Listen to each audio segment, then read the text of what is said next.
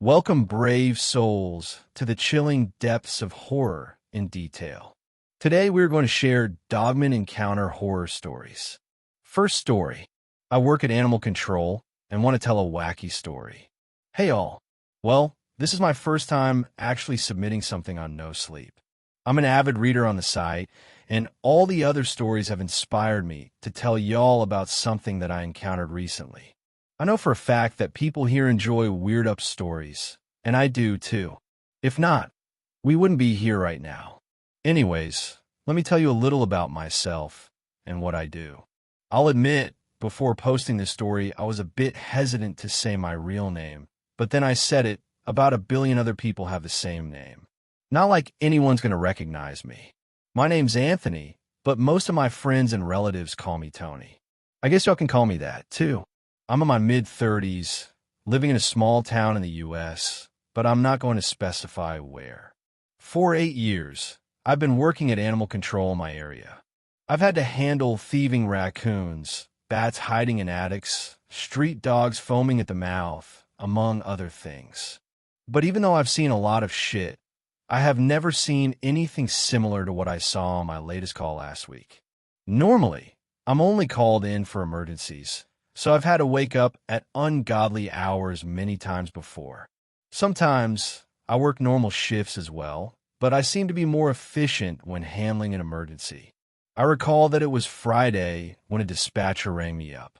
It was about 5 in the morning, which wasn't too bad compared to other times I've been called. She gave me a brief explanation of what the situation was. A woman had called to report an animal that broke into her house. Apparently, it was too dark for her to see the animal, but she described it as quite large and possibly rabid. It had gotten into a scuffle with her dog, and she was too afraid to stop them because she didn't know how dangerous the other animal was. So I jotted down her address on a piece of paper, got dressed, and prepared some gear I'd need. The drive was relatively short, now that her house was only 15 minutes away from mine. The lights inside the quaint little house were on, and I could hear voices inside. Not 1 minute upon knocking, the door swung open, revealing a short woman in a robe. She seemed to be younger than me, innocent somehow, but maybe it was just the fear in her wide eyes. A young boy clung to her leg, peering up at me silently. "Oh, thank goodness you're here," she breathed, clearly relieved. She let me step inside, quickly closing the door behind us, as if afraid something might try to come in. That thing is still in our yard. It took Roscoe with him, but I can't hear his yipping anymore. She guided me to the kitchen as she talked nonstop, probably out of nervousness. Glass was spilled across the tile floor, forcing her and her son to stay back. The door to the backyard had a pretty big hole, with jagged teeth of glass menacingly pointing in all directions. The hole was about 27 inches in diameter, so this had to be something the size of a Great Dane. I could hear faint growling and other strange noises coming from outside, but her porch lights were off, and the light spilling out from the kitchen wasn't enough for me to really see anything. I prepared a catch pole, a bite stick, and loaded a gun with some tranquilizing darts, mentally preparing myself for whatever I was about to encounter. It was probably just a rabid dog or, worst case scenario, a damn mountain lion. "So you said your dog tried to fight it?" I asked, glancing over my shoulder. I was surprisingly calm, perhaps because sleep hadn't completely worn off. Yes, he was barking furiously once it broke in. All the commotion woke Scotty and I up, but when I came downstairs, I only saw Roscoe dashing outside after the thing. She explains, absently petting her son's head. They had the same wild reddish hair. They've been out there ever since, but his barking ceased not too long ago. I probably have to clean that mess, too. What kind of dog is he? Like, how small compared to the other animal? He's a Scottish Terrier, very gentle and certainly friendly with other dogs. I had never seen him act like this, honestly. But now seeing the size of that darn hole. Oh, poor thing, he's so small. He couldn't possibly stand a chance against something like that. She sighed, jutting her chin at the messed-up door. I nodded once, gripping the doorknob. Cautiously, I opened the door, slowly stepping outside. The growling continued, and I squinted, trying to get my eyes to adjust enough for me to see where it was. Suddenly, I saw its silhouette. And let me tell you, that was big. As big as an abnormally large Great Dane. Something wasn't right. It seemed to have its head bent down, devouring what I guessed was Roscoe. Swallowing hard, I began to step forward, searching for the porch steps. The animal didn't seem to notice me, which I was thankful for. Seeing it out here, eating some poor dog, really made me uneasy. A faint metallic smell lingered in the air, mixed with another unpleasant smell that I couldn't quite put my finger on. As my eyes adjusted some more, I could see its vertebrae jutting out its back, as well as the inky black hair standing on edge. A sudden sound stopped me in my tracks. It was that weird, exaggerated humming sound someone made when someone was fake vomiting. But then that turned to gagging. Unnaturally human-sounding gags. And the gagging turned into straight-up hacking. It kept coughing repeatedly, its back arching and body jerking almost violently. I caught a glimpse of its mouth, and my eyes widened in shock. It was open wide, way too wide, as if its lower jaw was broken and hanging limply. I watched as it regurgitated something back onto the grass. Bones, small ones. A very foul smell reached me, and now it was me who gagged. After covering my mouth and nose with my sleeve, I reached a hand back, suddenly remembering the flashlight I had tucked in my back pocket. With trembling hands, I managed to switch it on, training it directly on the creature. I suppressed a scream at the sight. It wasn't pretty, and it certainly wasn't a dog or a mountain lion. I had no clue what this thing was. It lacked eyes, though it still moved its head in my direction as if it was looking at me. It had no ears or nose either, just an enormous mouth. Its limbs looked broken, bent at odd, almost impossible angles. Its hair was kind of sparse and seemingly rough, like a black pig's hair. Underneath, I could see sickening grayish-yellow skin. Its mouth was still open, showing rows and rows of rotten teeth that, for some odd reason, seemed to vary from animal to human teeth. It growled at me, the sound deep and rumbling. In a brief moment of adrenaline and probably sheer stupidity, I swung one end of the catchpole at its neck. Surprisingly, I caught it, but not for long. It thrashed violently, screeching like a pig being slaughtered. Gritting my teeth, I tried to pull it, but it was clearly stronger than me. The pole slipped from my grasp, and the horrible creature lunged at me. Searing pain went up my arm as it scratched me, but I hit it with a biting pole. The thing let out one last piercing cry as it ran away.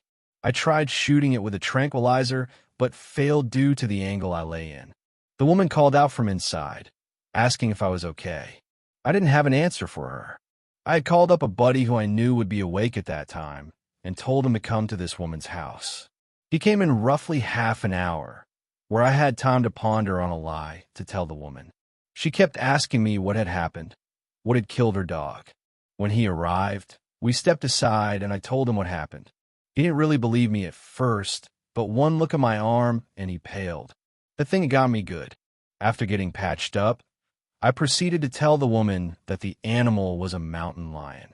That explained the size of the hole and the mauling of her dog. She seemed to believe me. To this day, I had told no one other than my buddy about this creature. In my 8 damn years, I had never seen such monstrosity. I still can't really believe it myself. It feels like it was a nightmare. But the healing scratch on my arm told me it was very real. I've been very wary ever since that one night, being extremely careful in every place I'm sent to. But, luckily, I haven't seen that creature ever since. I have heard of several dog disappearances in my neighborhood lately, though. I can't help but connect the dots. It has to be that thing. But even if it is, I don't want to find out. Second story. My neighbor got a dog. I don't think it's actually a dog. My neighbor Jack adopted a border collie 2 weeks ago. At least that's what I thought. Now I'm not so sure. I first saw Toto out on a walk. He was sniffing some of the flowers growing next to the sidewalk as Jack waited, scrolling through his cell phone. Wow, you got a dog. I called out, waving. I certainly did. His name's Toto, border collie mix. Toto stopped sniffing the flowers and glanced up at me. I'd encountered many dogs on this street, and they ran the whole gamut of dog greetings, from curious sniffs to protective growling to jumping up and licking my face. None of them just stared at me like Toto did. Wow, he's beautiful, and so big for a collie mix. I began to crouch down. Can I pet him? Oh, actually, he's a little shy, Jack said.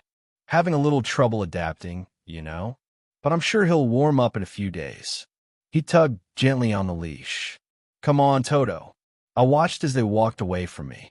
The next time I saw Toto, I was dropping something off for Jack. He'd lent me his drill for a home improvement project, and I'd never returned it. But when I rang the doorbell, I didn't hear the usual barking I did with other dog owners. Instead, just the pat, pat, pat of feet against wood. And then Toto's face was in the glass inset of the door, staring out at me. Not barking or growling or pawing at the door. Just staring. Before I could think anything of it, Jack's footsteps sounded through the hall, and the door swung open. Hey, Amir. Just wanted to give you this back. Oh, thanks. Hey, why don't you come in? I'm just about to pull some cookies out of the oven. Jack was an avid baker, and I couldn't say no to his cookies. I stepped inside and followed the warm cinnamon smell to the kitchen. Toto followed behind me, but I could tell something was off. I don't have a dog, but I have a lot of friends with dogs. And we can always tell the dog is coming our way when we hear that mistakable clicking sound of its nails against the floor. It was instinctual at this point. Hear that sound and scarf down the last bit of steak, or put the chocolate out of reach, or get ready to get licked on the face. This dog didn't make that sound. No clicking of nails against the wooden floor. Just sort of a dull thump, thump, thump with each step. I glanced back at Toto, and I realized his movements were a little odd too. His steps were a little jerky, a little stiff, a little clumsy for a dog of his build. He wasn't limping or anything, just overall, the movements didn't look quite right. Hope you like snickerdoodles, Jack said, pulling the tray out of the oven. Wow, they look amazing. My Nana's recipe, he said proudly. Ate these every day after school. Fond memories. I picked up a cookie and took a bite. But I had an audience. Toto was staring at me. Well, that wasn't weird. Dogs love to stare at people's food. I was just about to ask Jack if these cookies were safe for dogs. But his phone went off. Oh.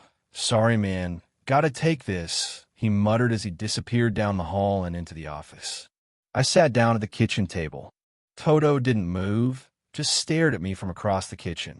Weirdly, he wasn't licking his lips or anything as he stared hungrily at the cookie in my hand. You're a weird dog, but I like you, I said. The dog continued to stare. I'm sorry I can't give you any cookie. I don't know if they're safe. More staring. You're gonna like it here. It's a good neighborhood. He canted his head, and as he did, I realized there was something off. Something about the way the light bounced off his fur. It was a little too shiny, a little too perfectly groomed for a rough and tumble collie dog. I squinted at him, studying him, and then I heard something. A quiet, rushing sound, like a whisper. And I guess I must have been imagining it, but it almost sounded like God. It almost sounded like someone whispering. Help me. I stared at the dog. Sorry about that, Jack said, wandering back in. I just had to take that. It was a new client, and we're trying to keep him. How do you like the cookies? They were amazing, I said, standing up. But I've got to go. Mandy and the girls will be back from softball any time now, and I'm supposed to have dinner ready. Oh, dinner duty, huh? He motioned at the snickerdoodles. Take some back with you. Say you made 'em from scratch. Mandy knows I can't bake like that. but thanks. I stepped out the front door, waving back at Jack and Toto. Jack waved, grinning. The dog just stared at me, as usual. But this time his black, glassy eyes sent chills down my spine. I swear, there's something messed up about that dog. The girls were asleep, and Mandy and I were enjoying some much-needed quality time. We sat on the couch with a bottle of wine, an episode of The Office in the background as we talked about our days. Mandy was surprisingly interested in the story. So you've never heard him bark? No. And he walks weird and just stares at you. Yup. She shook her head, laughing. That does sound really weird. Even weirder than Aunt Polly's dog. Remember her? Is it the one that makes the weird screeching sound? Yeah. We laughed about it, hung out some more, and then eventually went to sleep. But even an hour after Mandy had fallen asleep, around midnight, I was lying wide awake, thinking about that dog. And then I decided to do something really stupid. I probably never would have done it if I hadn't drunk 3 glasses of wine. But with liquid courage, I crept downstairs and slipped out of the house. The lights were still on in Jack's house. When I got there, I ducked behind his hydrangea and peered into the window. Golden light spilled into the living room from the kitchen. Jack was sitting on the couch, looking at his laptop. Toto was lying on the floor, his black eyes glittering in the low light. Surprisingly, he didn't seem to detect my presence at all. After several minutes, Jack shut the laptop and disappeared down the hallway. Toto watched him, but didn't follow. I was about to go back home, and then I saw it. Toto stood up, and then, using the couch to balance himself, he stood up again. He was standing on 2 legs. I watched with wide eyes as he walked into the kitchen, stood in front of the refrigerator, and then a small opening appeared, smack dab in the middle of Toto's chest. A human hand came out. It grasped the refrigerator door, pulled it open, greedily grabbed some food off the shelf. Then the dog sat back down on the floor, cross-legged, and the hand, holding a leftover sandwich, disappeared into the hole. I stared through the window, my heart pounding in my chest. It's a costume. There's a person in there. I hightailed out of there, wrapped myself in blankets, and lay next to my wife, wide awake, thoughts rolling through my head. I didn't expect to fall asleep, but I must have, because the next thing I knew, a loud noise woke me from a deep sleep. Knocking. Someone was knocking on my front door. Bleary-eyed, I hobbled down the stairs. I looked through the peephole and saw Jack, standing on my front porch, looking incredibly angry. I don't know what he wants, but I think he knows that I know, that for some reason, he's keeping what appears to be a full-grown man in his house, wearing a dog costume and pretending to be a dog. Because when I went over there that night, still tipsy from the wine, I totally forgot he has security cameras. Third story. My father has the curse of the Dogman. There was a running joke in my family for many years. It was always the ladies who said it, never the men, as if the guys were in on some secret the women didn't know about. There goes the werewolf, my mother and aunts would say as Grandpa was going out the door, hat in hand. He always disappears on full moons and never comes back until the morning. As children, we would laugh along with them, not understanding the true reasons for his leaving. The years went on, and my grandfather, who I call my Opa, kept disappearing on full moons until he was no longer able to walk. Soon after that, he was admitted to the hospital and came down with a bad infection, passing away a short while later from a myriad of complications. Strangely, after his death, my dad took up the tradition of disappearing during full moons.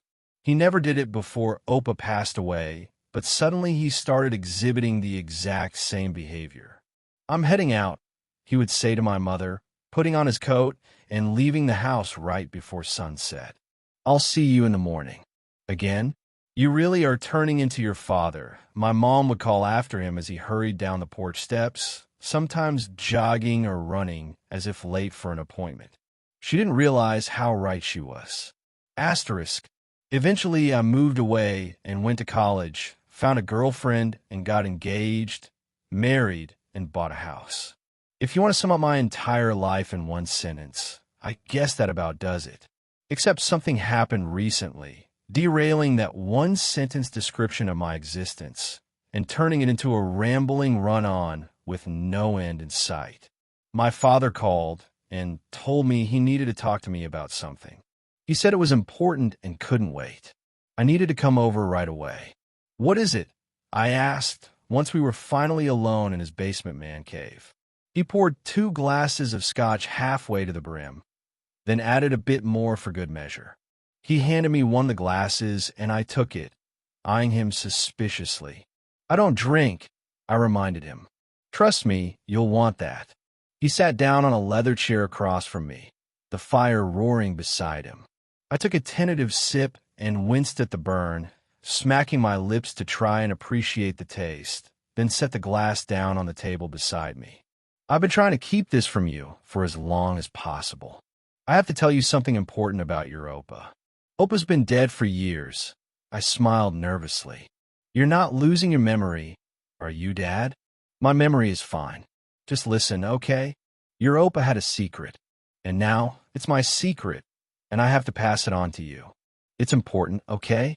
Just trust me." "All right," I said nervously, and took another sip of the drink. The burn wasn't as bad this time, and was more like a warmth that coated my throat and sizzled in my stomach. "You remember how Opa always disappeared on full moons? Did you ever wonder why he did it? And why I started doing it right after he died?" It had been a while since I'd thought about this. I had just accepted it as part of life at a certain point, like a strange paternal family tradition. I had semi-forgotten my dad's odd habit of escaping the house on full moons. Looking back at his face, I was surprised by how many new wrinkles had formed around his eyes when I hadn't been paying attention. It occurred to me how often I looked at him without really looking at him. I always thought it was an excuse for you to get out with the guys, to go drinking or to the strip club or something. Some of my friends tried to convince me you were in a cult, but I told them that was ridiculous. I thought about whether or not I should say my last thought, and it slipped out anyways. A guy at college said you were probably in the mafia. I looked at his somber face and felt my chest grow tighter. Then he burst out laughing, breaking the tension. I laughed along with him, still feeling that stone of dread in my belly. "I'm not in a cult. Or the mafia." "Okay, well, what is it then?" His face turned grave again. He took a sip of his drink. Then he took another and another. Finally, after several more long moments of silence, he stood up. "Let's go for a walk," he said. "You need to see it to believe it."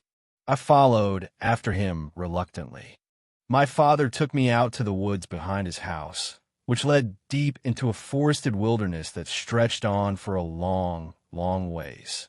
There was no path, but he seemed to know exactly where he was going as he trudged through thick grass and brush, leading me deeper and deeper into the woods. "What the hell are we doing out here?" I asked him, slapping at a mosquito which landed on my neck, leaving a pool of blood on my palm. "You'll see," was all he would say. We walked for a long time, mostly without conversation, through the dark forest, far from the path. Finally, we reached my father's intended destination, a little clearing with a few logs situated around a fire pit. It was evening and sunset was an hour or so away. A full moon was waiting bloated behind the horizon. I glanced over and was alarmed to see a few chains attached to a tree nearby. My eyes traced down the length of them to a set of steel manacles. "Dad, what are those chains for?" I asked, getting scared. He must have heard the fear in my voice and tried to reassure me. "It's okay, son," he said, his eyes locked onto mine. "You know I would never hurt you in a million years, right?" I nodded. "Good. Now I need you to trust me. Can you do that? Can you trust me?" I nodded again, tears welling up in my eyes for reasons I didn't understand. "Listen, we have a bit of time. There's no big rush. That's why I brought you out here early. There's a few things I need to tell you, and some are going to be easier to believe than others, but they're all true. And when I ask you to, well, when I ask you to do what I need you to do, I need you to not ask any questions. I need you to just do it and trust me, okay? I guess. As long as it's not too crazy, I said, trying to keep it together. Just tell me already. I'm dying of suspense over here. He motioned for me to sit on one of the logs next to the fire pit. I did so, and he began to build a fire. Despite his age, he could still do it quicker than anyone I'd ever met. I watched him set a light, and it roared up in an instant inferno. He sat down on a log, and his eyes met mine again. My soul felt like it was leaving my body as he spoke his next words. I'm dying, son. It's the big C. I couldn't even respond. All I could do was sit there with my mouth hanging open, staring across the fire at him. The embers popped, and sparks flew into the air between us. It's in my colon, which means it's everywhere else too, according to the doctors. They did the tests, gave me a few options. Chemo and radiation will extend my life, probably, but no guarantees. And there will be side effects. I saw how that went with your grandmother, and I'm not going to go through that, which means I'm going to finish things au natural. I opened my mouth to speak, but he cut me off before I could say a word. It's my choice, so don't argue. They're giving me a few months at most, maybe less. I don't know how I'm going to look in a week or a month, and so I need to tell you all of this now while I still can. While my mind is still sharp, you understand? I was in shock, unsure of what to say. It wouldn't sink in for several more days, so at that moment I just stood up and gave him a big hug, squeezing him tight until he made a pained noise. For the first time, I noticed how thin he'd gotten lately. My arms used to have trouble making it all the way around his waist, but now I felt his ribs and the lack of a belly. Again, I'd been looking at him, but not really seeing him for a while. What else do you need to tell me? I said, after saying all of the other things that you say when someone you love tells you they're dying. It sounded important, whatever it was. About Opa, he nodded, looking solemn. Yeah, unfortunately, that's even worse news. I really don't want to tell you about this. I have no choice, though. You have to understand that I tried, and there is no way out of it. Like the cancer, it's a part of me. It's a part of us. Just remember, no matter what, that I tried. You don't need to go through that, okay? This is a curse, an irreversible one, that has been passed down to my side of the family and my side alone. Only the men are afflicted with it, never the women. We try to keep it from them so they don't have to live with the guilt and the pain that we do. I prayed for your mother to have a girl. You have to believe me. I prayed you would not be born into this. What are you talking about, Dad? The cancer? Are you saying that's some sort of family curse? That's crazy. I mean, genetics play a part, I'm sure. But it's not Dash. No, he cut me off. We can die from diseases just like any mortal. The stories are all wrong about that. We are merely men with a terrible curse. I waited for him to explain in plain English and hoped that eventually he would get around to it.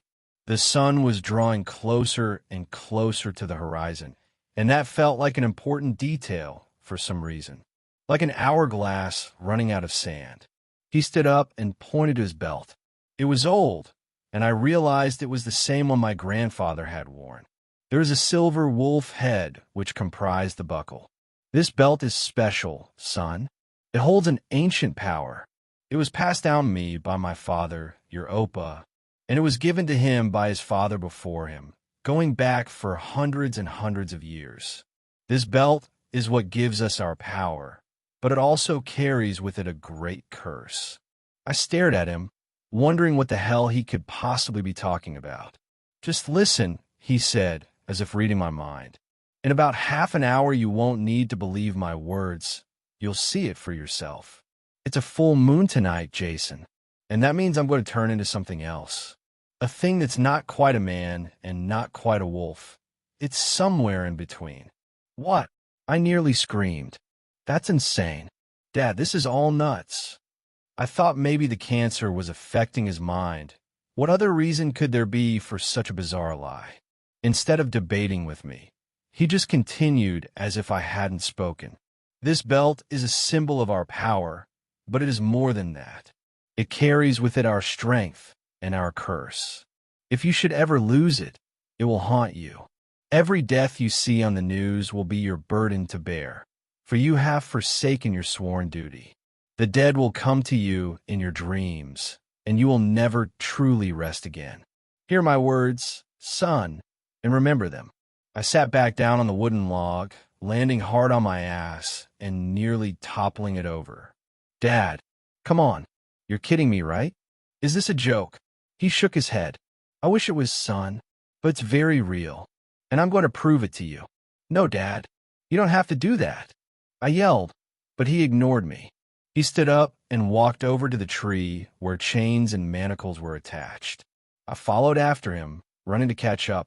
Despite his age, he could still move quickly, and the fire he had started was still roaring behind us, and I had no concerns about tending it to keep it going. It was blazing high, and he had already stacked a pile of wood nearby to feed it, as if planning to stay here for a while. Or maybe it occurred to me he was thinking that I would want to stay for a while here with him. I can lock these ones, but I need you to do the last one, my father said, putting the handcuffs around his ankles and wrists. He snapped them shut and locked them with a key. I noticed they hung loosely around his wrists, and he could easily escape them. But maybe, just maybe, a voice in my mind said he would grow into them. Come on, we're running out of time, he said, and I noticed for the first time that the sun had set and it would be dark soon. It was twilight now, and there was very little light remaining. An orange full moon was cresting large on the horizon. Normally I would argue with him, but I could tell he was serious and would be very upset if I tried. Feeling numb, I went over to the steel bracelet on his left wrist and locked it with the key he handed me. Then I stood back, surveying the strange scene. Mosquitoes were buzzing and landing on my neck, and I slapped at them, wishing I brought bug spray. They were landing on my dad too, but he didn't seem to notice them. This is going to get ugly, he said. Whatever I do, don't try to help me. Don't try to assist me in any way. It's going to look like I'm in pain, and I'm going to be in some pain, but it will only last for a short while, and then I'll be myself again. I opened my mouth to say something and closed it again. What the hell could I say? Dad, you don't have to do this, I tried. Whatever is happening to you, I'm sure it's not Dash. A noise interrupted my speech, and I realized that it was the sound of clothing being torn. It was his shirt. The skin underneath was bulging and growing like a tumorous lump, but then it smoothed out and spread, turning into a growing ripple of muscle. It stretched down the length of his left arm, hairs bristling out from his skin along the way, following the path of its growth. His left arm now fit snugly in the handcuff, which I had assumed was too large for him. He winced and bared his teeth from a sudden pain, letting out a low noise. I reached forwards to put my hand on his shoulder. Get back, he roared, and his voice sounded different now, lower and thicker like the growl of a dog. I stumbled backwards, startled and terrified, and tripped over a branch. Landing hard on my back, my head whipped into a rock and bounced up and down a couple times before settling in the dirt. Pain bloomed back there, and I saw stars explode throughout the darkness of my vision. It's possible I passed out momentarily, or for more than a few minutes. When I opened my eyes, all I could think about was the sharp ache in the back of my skull. I reached back to feel the warmth of blood on my hand, and held it up to my face to see how bad it was, but it was too dark to tell. I looked down to see my head had collided with a rock which was embedded into the forest floor. The stars were out in the night sky above, but they were not as visible due to the brightness of the full moon and the canopy of swaying tree branches above. Struggling to rise to my feet, I looked to see a creature which appeared to be a werewolf chained to a tree nearby. It stood on its hind legs, flexing and straining against the chains which bound it to the tree. It snapped its teeth and fixed its eyes on me. The dirt at the base of the tree buckled and crunched as if he might lift the whole thing out from the dirt, but the roots held firm, and a second later the creature relaxed slightly, its snout sniffing at the air, smelling my blood on the wind. "Dad," I whispered, moving closer to it. "Is that really you? Are you still in there?" The creature standing on two legs was covered in thick, wiry fur, gray streaked with white, just like my dad's beard. And when I looked into his eyes, I could see something familiar there, a glimmer in them. But then the beast was snapping its jaws and aggressively growling at me, pulling on its chains as it tried to break free once again. It was too much to look at, too much to bear after the news I had been given. All of this was too much. It was making me feel sick just thinking about how much my life had changed in a few short hours. I slowly backed away and went towards the fire, grateful when the sound of growling began to recede and eventually went away altogether, drowned out by the crackling of the flames and the wind in the trees. The bonfire was guttering, despite my dad's excellent construction of it. I got the feeling I'd been out for a while, judging by the moon and the stars in the sky above. At least it was still going enough that I could coax it back to life. I fed a few more logs onto it and some smaller kindling beneath that, then began to blow on the embers until the dry wood caught alight. Within a few minutes, it was roaring again, and I was holding my hands up to the blaze to warm them. They were still shaking, and my teeth were still chattering from fear and shock, but I was starting to settle down a little bit. My father was a werewolf. It didn't seem real, but there it was. There he was. All I needed to do was look over at him to confirm I wasn't dreaming. This was real. I decided to dig around in my dad's bag to see if he'd brought anything to drink. Sure enough, there were hot dogs and cold soda, just waiting for me to find them. Cracking one open, I glanced at my dad, the Dogman, out of the corner of my eye. He had settled back against the tree, as if resigned to his fate, but I thought I could sense an occasional movement, as if he were still testing the restraints. Something else caught my eye at the bottom of the bag, and I took it out to examine it in the light of the fire. Journal, the cover of the book read. A sticky note was attached to the front of it, which I pulled off to read in the light. "Hope this helps. Dad." It was his journal, I realized, and he wanted me to read it. I opened it and began to read from the first page, as my father struggled and growled in his chains a little ways away.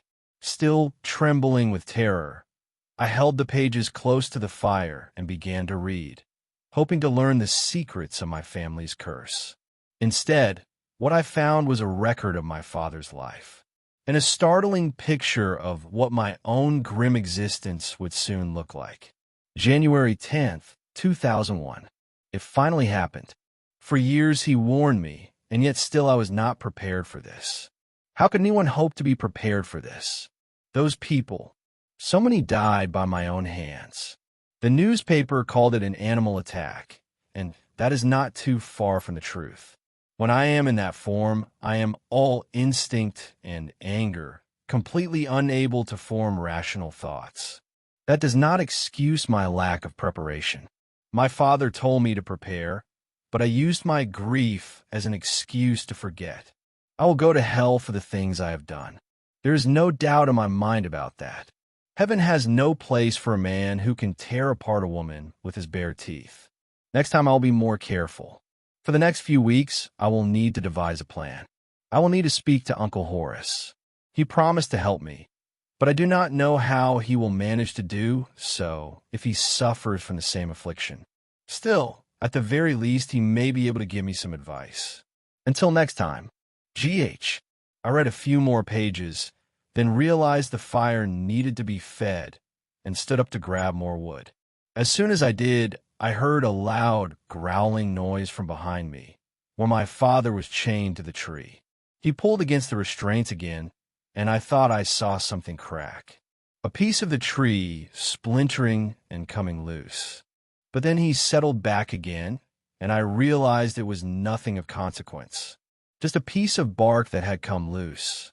Or so I thought. Asterisk. After stoking the fire and letting it burn for a while, warming my hands against the heat of the flames, I settled back into reading. February 9th, 2001. It worked. The chains held fast, and the manacles were large enough to keep my wrists secure without injuring myself. My arms are sore and my shoulders ache, but at least my conscience is clean, knowing I did everything in my power to prevent disaster. Damn this belt. I wish I could get rid of it. I wish I could just throw it in the ocean and let the tide take it away. But Uncle Horace warned me not to. If I do, then someone else will find it. And who knows what they might do with this power if left unchecked? The world would be safer without us in it. GH. It was sad to think that my father had help, but I would have none.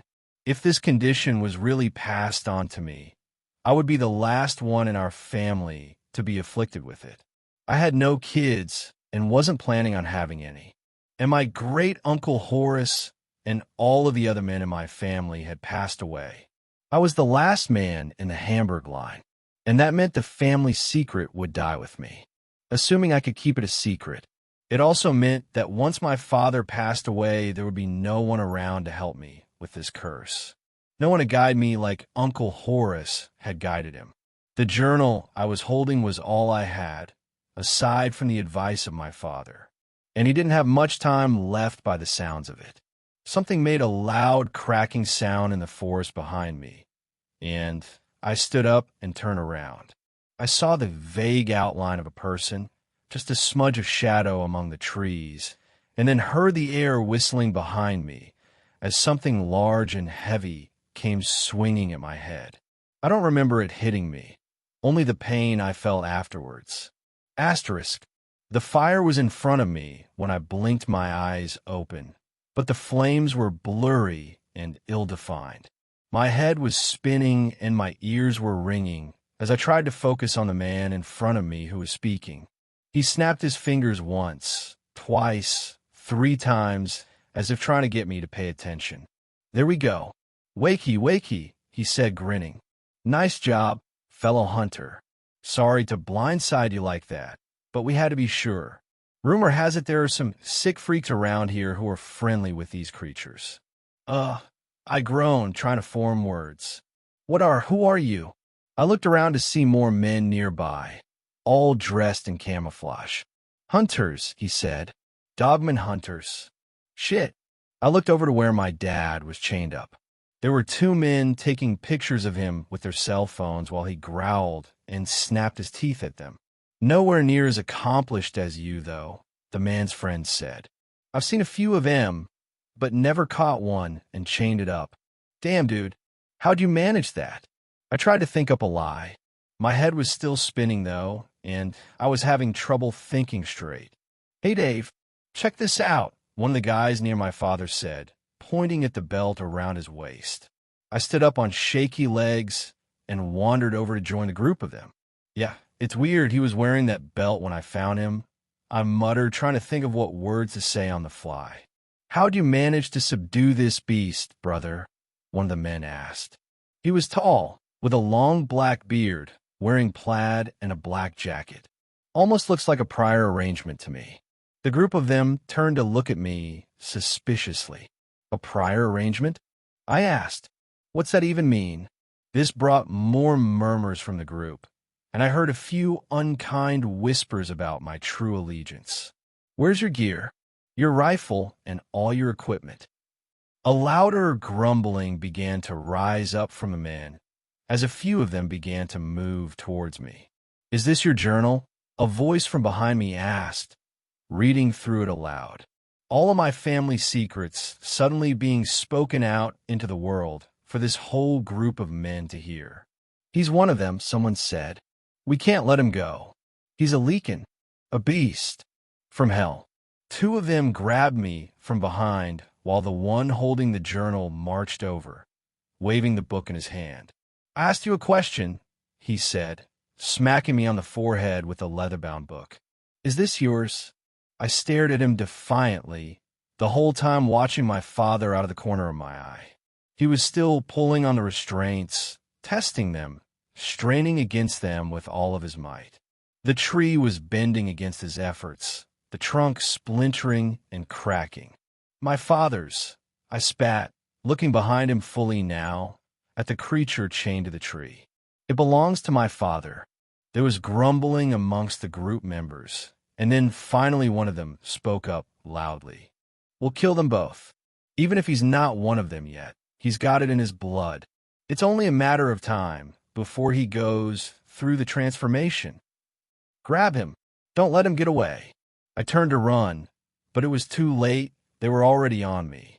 One of the men tackled me, pinning me to the ground while another approached with a pistol. He cocked it, then aimed at my head. Silver bullets, mate. Made him myself. The cold steel of the barrel was pressed up against my forehead, digging into my skin. Any last words, Leakin? I tried to speak, but all that came out was a whimper. I wasn't ready to die. There was so much more I wanted to do in life. All of my dreams and plans for the future, all of my brightest memories and the faces of my loved ones flashed before my eyes. And I waited for the bullet that would end my life. Guess not. I felt the man tense up as he was about to pull the trigger. And then something broke. A loud crack erupted from nearby. Chains rattled and shook. Steel snapped, and then there was screaming from all around. I opened my eyes to look around and saw a bloodbath. The men who had been surrounding me were being slaughtered by a gray streak that moved faster than anything I'd seen before. It was a blur of movement, stopping for a second to disembowel a hunter, then swiftly moving on to the next. Blood erupted into the air to my left, and then my right, a fountain, a geyser, as men's throats were ripped out and their arms detached, and they tried to fight back ineffectually. It was like watching ants try to fight against a man. They stood no chance. The man who had been ready to shoot me was the last one alive. He held his gun with both hands, trying to keep it steady in his trembling hands. Each time the creature paused, he tensed up and got ready to fire. But an instant later, it was moving again, a blur streaking through the air, reappearing somewhere else before he could get shot off. I realized the creature was toying with him as the beast grinned, showing its many long, sharp teeth. When he finally did manage to shoot at the beast, each bullet missed wild. He backed away, stumbling and falling over a tree trunk. The man crab-walked backwards, trying to find the gun he had dropped among the fallen leaves. The giant wolf creature came toward him, growling low and deep. "Stay back," the man shouted, finding his gun. "I'll shoot you. I'll... Get back. Get back." He pulled the trigger again. It fired once, then made several dry, clicking noises as he continued to squeeze the trigger, the revolver empty. The creature lunged at him. The man's screams were loud and awful, and I turned my head away so I wouldn't be forced to watch. Eventually he was quiet and could no longer make a noise. For a few minutes all I could hear was the wet sounds of blood being spilled and teeth working to chew through muscle and bone. When I opened my eyes and looked up, there was the face of a large wolf in front of me, staring right at me. I couldn't help but notice those teeth, long and white, coming to points that could crush a skull. For a moment I thought I would die, that this form of my father would not recognize me. Its giant, bloody maw came down towards me, and I cringed backwards, the smell of coppery entrails wafting out from its gullet. But instead of teeth snapping shut on my face, a soft, oversized tongue licked my cheek. And then the warmth of an enormous dog settled down on the forest floor beside me. His breathing was too fast and too heavy, I realized as I felt the warmth of blood soaking through my shirt. The hunter's last bullet had gotten him. I saw the wound as I sat up to look at him beside me. His eyes were wide and locked with mine, his mouth open and panting. "Dad? No." I stroked the soft fur of his cheeks and pressed my face against his. I kissed his forehead and watched as he closed his eyes and his breathing slowed, then stopped. After long, while I stood up to find a bloodbath all around me. Dead hunters whose families and friends would soon be looking for them. I threw their phones into the blazing fire, hoping the pictures they had taken of my father had not been uploaded to the cloud. I looked down to see the journal had been burnt to embers in the fire. The hunter had dropped it into the blaze before he was torn to shreds. One last insult. One last attack. I had nothing left to show me the way now. I went back home to get a shovel and began to dig. It took a long, long time to make a pit big enough to bury all those bodies. When I was done, I felt exhausted, but I knew there was still more to do. I took my dad's belt and fixed it around my waist, sending it through the loops of my pants, and then looking down at the silver wolf head on the buckle. As I reached down to pick up my father's lifeless corpse, now human again, I found I had more strength than ever before. His body weighed almost nothing. I knew how to get home, and I'd carry my father back to see the crying eyes of my mother waiting at the door, as if she had known all along. Asterisk, it's been almost a month since all this happened. My dad's funeral was a couple weeks back, and it surprised me again how little of my family is left still alive. No men were there to see him off. Only the women of the family remain. They complimented me on how well I was handling everything, how mature I'd become, and they said how good I look wearing my father's old belt.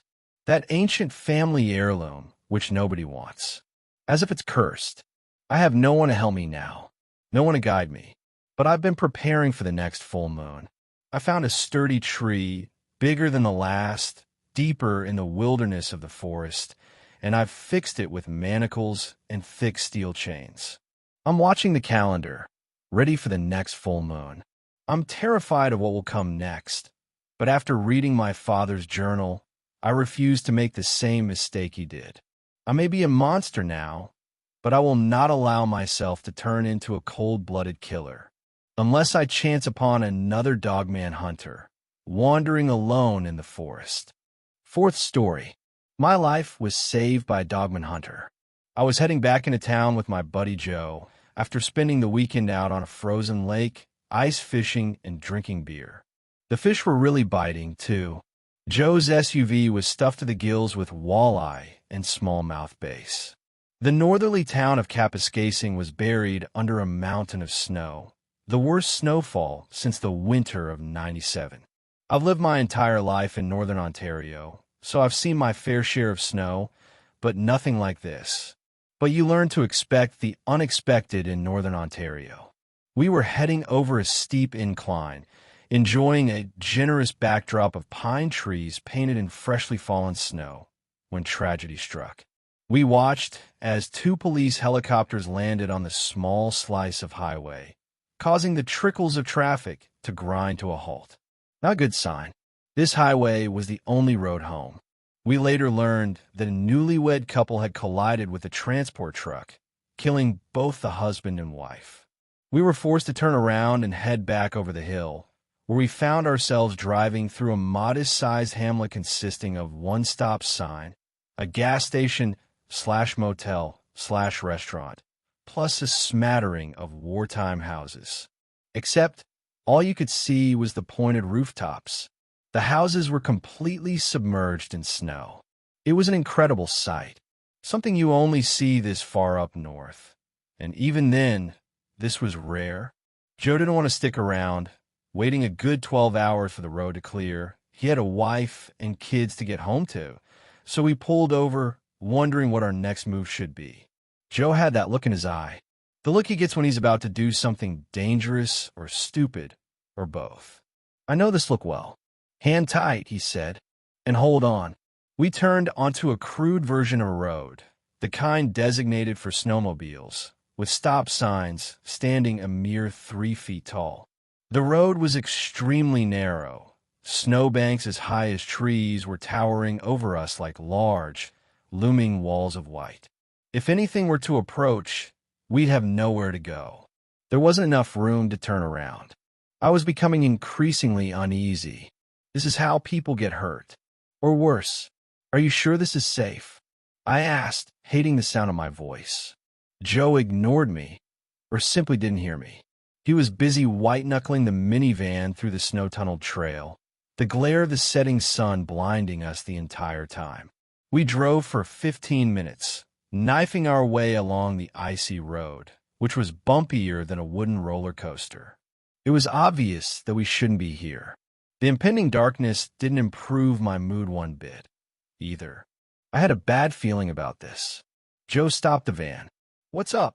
I asked, not trusting the look on his face. Joe didn't answer.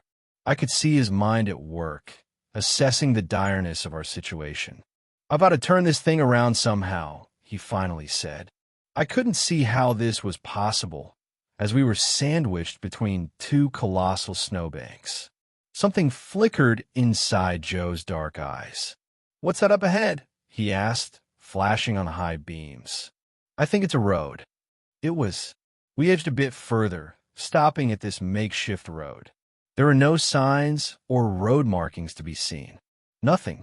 In fact, this road looked worse than the one we were on. "Let's see where it goes," Joe said, cranking the wheel. As the minivan lumbered down the unmarked road, an ominous feeling swept over me. It was impossible to ignore. We were in trouble. There was no denying it. We were completely off the grid. Not even Google Maps could save us. There was only one way to go, straight. The road was leading us into the dark of the forest. And when you're this far north, that's never a good idea. Especially at night. That's when the wolves come out. It was looking to be a moonless night, which didn't help us one bit. Joe's hands were quivering as he clenched the wheel, keeping us from skidding into the towering snowbank. He kept assuring me we'd be all right, but I've heard that one before. Joe slammed on the brakes. "You see that?" He pointed. "Over there." I squinted my eyes. "Look," he said. "Fire." Deep into the forest, I spotted a small, flickering flame, dancing blue and orange and yellow and wild. Probably a campfire. Just then, a strange and disturbing sound crackled through the night like a howling wolf. "You hear that?" he asked. The animal cried out again. It was the loneliest yowl I'd ever heard. There it goes again. It sounded like a wolf, except it didn't sound like any wolf I'd heard before, and I've heard plenty. Whatever it was dangerously close. "Wolf," I said nervously, but not believing it. As soon as those words left my mouth, a pair of glowing red eyes appeared out of nowhere. Joe stopped the car and killed the lights. "Be still," he said. I did just that. I sat motionless beside him in the car, but my hands were shaking. Those laser red eyes were approaching an impossible speed. "Reach back and grab the gun," Joe whispered. I tried, but it was out of reach. They were on his side, closer to the back. Those glowing eyes flashed on and off, and for a moment everything was still. Then from out of nowhere the beast lunged onto the hood of the van. "A-H-H-H-H!" we screamed in unison. The thing was huge, unlike any animal I'd ever seen. It looked like an overgrown German shepherd, except it was standing on its hind legs, like a human. It was snarling at us, making ungodly noises, thrashing about. The creature was long and gangly, frothing at the mouth, clearly rabid. "Dogman," Joe said, clearly astonished. "I don't believe it." Joe gunned it, looking to run the thing over and speed away, but the wheels were caught on ice. Without warning, the beast leapt off the hood and started scratching at my door, its claws like daggers, tearing the door from its hinges. It smashed through the windshield, shattering it into a million pieces. With its dog-like face twisted in rage, the thing took a swipe at me. Its long, toothy claws just inches from ripping my eyeballs from their sockets. The SUV shook, spilling the cooler of dead fish. The smell was atrocious. The Dogman disagreed. Before it could rip apart my throat with its curvy claws, the creature turned from me and trampled to the back of the van, where it devouring the fish in seconds flat. Its muzzle turned blood red. Watching it lick the fish guts from its paws was sickening. This isn't how I wanted to die. The Dogman's razor-sharp teeth were on full display. The insidious brute seemed hell-bent on killing us both. We were, in fact, the main course. It took a tentative step toward us, licking its filthy face. I gave Joe a look that said, "Nice knowing you, pal," when out of nowhere came an ear-ringing blast, striking the creature in the shoulder. The thing screamed in protest. Then came another shot, hitting the beast square in the chest. Blood and gore spilled like wine across the interior of the SUV. "Someone's shooting at it," Joe proclaimed. 3 more shots rang out. The creature snarled, wiped the fleshy cartilage from its bloodied face, then attacked. Bang! The shot went wide, but it was enough to send the beast scurrying back into the woods. "Holy hell," Joe said in a shaky voice. Without a second thought, he pulled his seat back as far as it could go, then shimmied his way into the back of the van and grabbed the gun. "We're going to need this." All of a sudden, it was freezing. With the vehicle off and the windshield busted in, it was an igloo inside the van.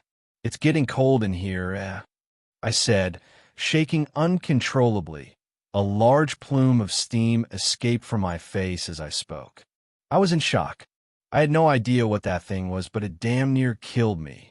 The scene inside of the minivan was that out of a horror movie. The smell was even worse. I tried opening the door, but it wouldn't budge. Joe tried his door with the same results. We were stuck. I'd sliced myself to shreds before I got halfway through my windshield. Joe's door had a bullet hole where the handle should be. We'd have to escape through the back. Blood and guts and fish bones and all. It was gruesome, but we did it. Once outside, I scanned the area, searching for that dog creature that almost killed me, but it had vanished. Joe's shotgun was aimed at a speck of light approaching from straight ahead. A car. Within minutes, we were greeted by a Volkswagen microbus. It stopped directly in front of us. The driver got out and ran toward us carrying a sniper rifle, wearing a belt of ammunition. He spoke fast and with purpose, checking his surrounding while doing so. "You saw it? You did, didn't you? Excellent. Which way to go, by the way?" This guy made Clint Eastwood look like a Boy Scout. I honestly thought he was going to kill us. He frowned as he surveyed the scene. Then he shrugged. "I suppose you'll be needing my help." He ran to the bus and opened up the hatch, exposing an array of military-style weapons to the likes I'd only seen in the movies. "Holy hell," Joe said, clearly impressed. I remained quiet, unsure what to make of this heavily armed, red-headed stranger who literally just appeared out of nowhere to save our lives. But there seemed to be no other choice. Whoever he was, he drove us back to his cottage, regaling us with the history of this Dogman creature. He told us some pretty tall tales. His name was Patrick. Apparently, he's a Dogman hunter. He says he's never captured one, but claims to have seen 4 or 5, wounding 2 of them. "Pesky bastards," he says. "Hard to kill." He'd been hunting the one that attacked us for weeks. Apparently, it's been mutilating deer and coyotes, as well as regular cats and dogs all winter long, leaving their salvage remains scattered along the sides of the road and in people's backyards. The locals were starting to panic. Joe and I texted home, then we stayed up all night talking about Dogman. I was having a hard time coming to grips with all this, seeing as how I almost died at the hands of one of them. Joe, on the other hand, was enthralled. The next day, we drove back to the SUV to inspect the damage. When we arrived, the van was completely dismantled and destroyed. It lay in ruins. Everything inside it had been ravaged and plundered. "This isn't right," Patrick said. "There must be an explanation." We scanned the surrounding area for over an hour and came up empty-handed.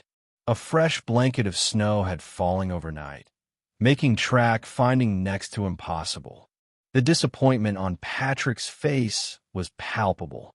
Reluctantly, we hopped into his microbus, and he drove us home with our tails between our legs, where we arrived a day late and short one SUV. We stayed in touch with Patrick going forward. Joe, coming from a long lineage of seasoned hunters, was intrigued by this Dogman creature. Naturally, I was skeptical. I'm fairly certain that beast meant to eat me. The last thing I wanted to do was volunteer to go searching for it. Yet, unbeknownst to me, this was the making of a team of hunters, Dogman hunters. Still, amidst all the excitement, a feeling of trepidation had stolen over me. There was lesson to be learned from all of this, a lesson lost on my gun-toting counterparts. Some roads are best untraveled, especially in northern Ontario, where anything can happen and usually does. Fifth story, a strange encounter in the woods. I'm a skeptic of the supernatural, but I believe anything is possible, so I won't discount supernatural occurrences if I can't find a logical explanation for them. I have a few incidences that I have witnessed, but couldn't explain. I'm only going to tell the one that freaked me out the most, though. So here it goes. I live in the Twin Cities in Minnesota, USA. A lot of people in the cities have cabins in either northern MN or rural Wisconsin. Our cabin was in northern Wisconsin, a small town called Danbury. The cabin is on Long Lake at the very end of Long Lake Road. Along with the cabin came almost an acre of land of thick forest. We carved a trail trough the land for ATVs and whatnot. So the scene is set. Now about me. I'm an outdoor enthusiast, have been forever. I'm 6 feet 4 inches and fit, and have been a hunter since I was like 12. I know my environment well, I know the wildlife, I know the forest well, and am typically comfortable in the woods. I come from a military family and am trained in multiple forms of combat, armed and unarmed, and I have extensive firearms training. As a result, I am fairly confident in my abilities to defend myself. I'm not really scared of people. Big predators, on the other hand, I'm not a big fan of bears, wolves, man-bear pig, whatever. This brings me to the weirdness. I'm 23 now, but at the time of the incident I was 16. Even at 16, I was a decent hunter, and I generally have good common sense. Anyway, I was at the cabin with my cousin Jay and grandparents. It is middle summer, I think July, hot temps and whatnot. Me and my cousin were shooting at each other with airsoft guns. We had a full-on 1v1 battle going on throughout the property, including the woods, which were my stalking grounds, as I was wearing my BDU with face cover and all, head to toe in camo. Our battle ended up about 100 yards northwest of the cabin into the woods. We ended the war on the main trail and were standing and talking about the events that conspired, and I was still on guard because I always am. I suppose I could be considered a tad paranoid. All right, so we were talking. When I noticed something moved on our 12 about 50 meters out, I got quiet and focused dead ahead scanning. Jay was still talking, and I whispered, "H." He shut up. And to freak him out, I said we're being watched as a joke because I figured the movement I caught was probably a bird or something. But then I did notice something. It's dead quiet, no bird chirping, nothing. Then I started to think, this only happens when a big predator is around. So I started looking even closer. Then I saw it.